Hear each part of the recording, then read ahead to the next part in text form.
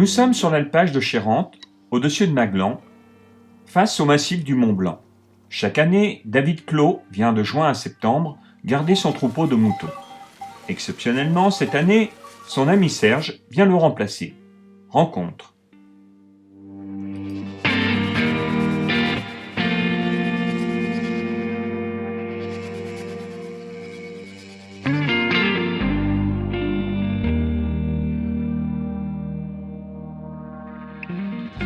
Moi, je suis par nature très social, mais aussi j'ai cet aspect, j'ai toujours aimé être seul. Ouais, Donc, je peux combiner les deux. ouais, ouais.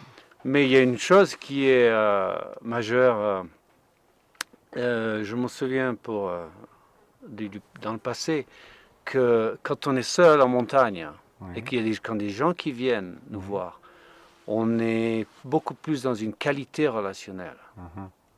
Si on est avec les gens, avec le monde tous les jours, Oui. on finit par parfois se mettre dans une sorte de routine. C'est Mhm. normal de voir des gens. Mhm. Et on perd une certaine qualité Mhm. relationnelle et une qualité de contact. Tout à fait d'accord. Oui. Et quand des gens viennent nous rendre visite, par contre, à la montagne, parce qu'on est seul, alors là, on se reçoit les uns les autres d'une façon tout à fait différente. Ouais, ouais, Humainement, on est beaucoup plus proches. ouais, ouais, ouais. Et ça, c'est quelque chose qui est absolument unique. Bon, pas seulement la vie de berger, mais la possibilité de vivre des expériences de solitude, d'isolement, disons comme ça, Ouais. où on peut toucher à cette qualité relationnelle entre humains qui est magnifique Oui, et irremplaçable et qui serait souhaitable pour beaucoup. dans la vie quotidienne, Ouais, en ouais. société, quoi. Ouais. On peut le développer, mais il faut l'avoir expérimenté à partir de la solitude d'abord, quoi. Tout à fait, tout à fait. Et ici, comment vous trouvez l'alpage de Chérente? C'est la première fois que vous venez ici? C'est nouveau, j'y suis depuis hier, c'est très beau, c'est grandiose, hein. Ouais. C'est grandiose. Ça promet.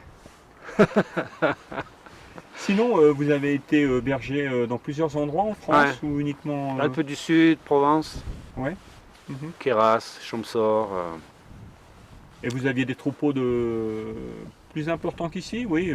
Le premier troupeau avait 1400 bêtes, le deuxième 1500, et puis après ça s'est échelonné dans ces eaux-là, 1200, 1100. Mhm.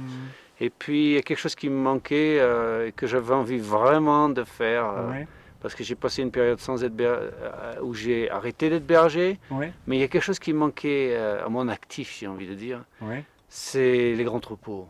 Ouais. Et j'ai eu la possibilité, quelques années plus tard, de garder des troupeaux plus importants. Donc j'ai fait 2 saisons consécutives avec 2500 bêtes. Mhm. Et ça, c'était... Bon, j'en ai plus besoin maintenant. Mhm.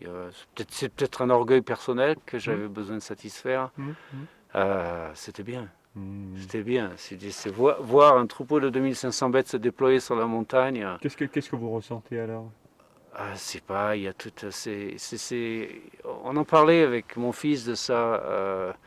Je compare le mouvement d'un troupeau qui se déplace.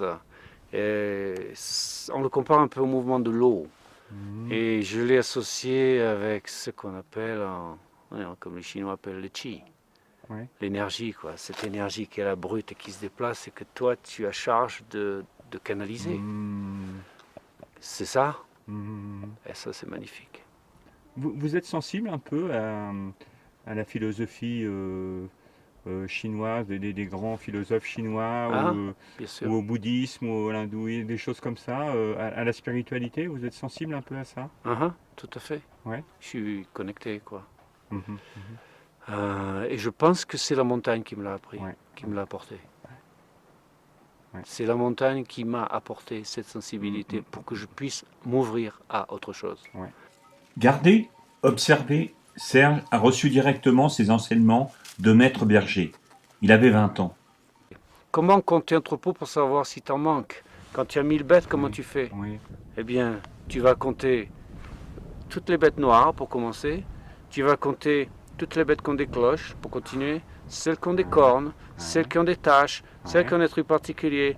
Et Ouais. quand tu t'arrives au bout du compte et que tu as mémorisé tout ça, Ouais. tu peux être sûr que si t'en manques une, c'est parce que tu l'as peut-être pas vue Ouais. ou parce que s'il en manque une vraiment, en général, elle ne manque pas seule. Oui. Elle manque avec d'autres. Ouais, tout à fait. Donc ça, c'est des choses que les anciens nous ont appris, qui pourraient le savoir. C'est une déduction, c'est logique, mais c'est eux qui nous transmettent ces choses-là.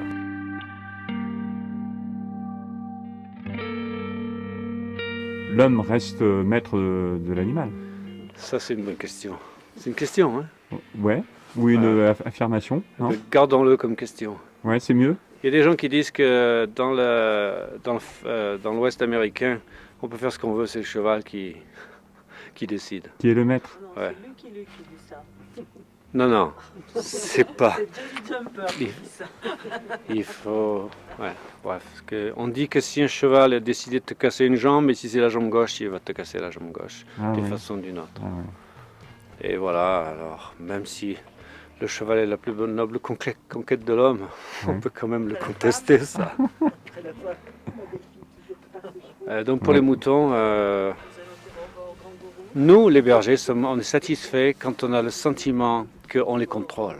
Mais ça dure pas longtemps. C'est eux qui contrôlent. Je sais pas si c'est eux qui contrôlent, Non, mais il y a mais- tout cet instinct qui est constant chez eux que nous n'avons pas constamment. Ouais. Nous, on est obligé de le maîtriser. Ouais. Elles n'ont pas besoin. Oui, tout à fait. Et donc, c'est pas leur problème. Voilà. C'est l'instinct, quoi. Tiens, j'aperçois un sadou. Maître, namasté. Ça va bien? Vous êtes zen? Ouais.